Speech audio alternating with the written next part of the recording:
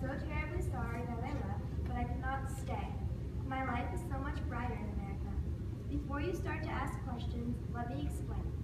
It was March 3rd as I walked home from school. As soon as I stepped through the old wooden door, I knew something was wrong. I slowly opened the door with a loud creak, causing Mother to walk towards me. Her eyes were red as she held up her arms. I ran to her. Mother had lost the only thing that kept us going, her job.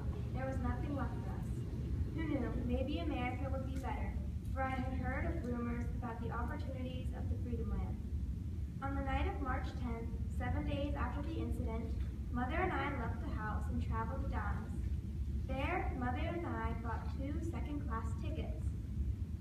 Eva, there was no going back. Almost everything we owned was sold to give us this chance at a new life. Then, directly after the purchase of the tickets, we walked to the port city. It wasn't until daylight when we saw the massive ships floating on top of the gray waves that were constantly crashed into the docks. My heart leapt as I noticed a person being examined and given injections with large needles. Calm, Annalise. Everything will be fine, Mother told me. We proceeded to be inspected from head to toe. I was so scared that I would have to stay home that I kept silent the entire hour of needles and stares from strange doctors. When all was done, Mother and I sat down and waited for the ship to arrive. The more time that passed, the more anxious I grew. How long will the trip take? What will the Americans think of me? How will we get a job? It was then that I started to think, what if Mother and I aren't accepted into the country? My horrid thoughts were swept aside as I noticed an abundance of yelling and cheering coming from the people around us. I jumped up and raced over to the crowd to see what was happening, for it was the ship that had arrived. I scrambled back to my mother and squeezed her hand to reassure both of us, that we had made the right decision on moving to America. Everything was going to be all right. When boarding the ship, there was a spark of hope and faith in my heart that was almost taken away during the enduring journey through the massive, cold, stormy Atlantic Ocean. Luckily, Mother and I had purchased second-class tickets, allowing us to receive some privileges throughout the trip. The poor souls who were lying down in the steerage were who I had worried about at night, as they were suffering from trachoma, starvation, and other illnesses. The worst part was that no one could help them. Halfway through the voyage, I happened to see a small girl around the age of 4 getting sunk to.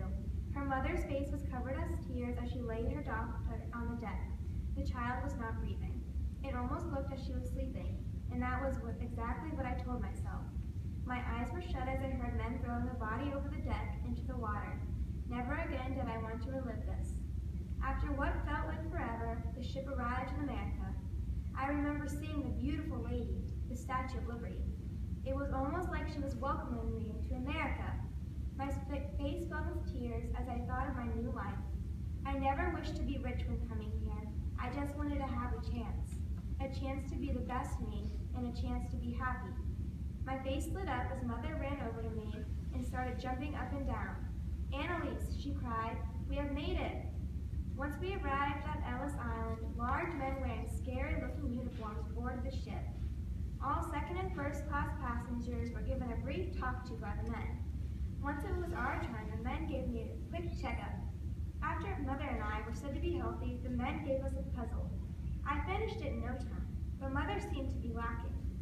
We were told to talk to the head. I was extremely frightened when yet another man walked towards Mother.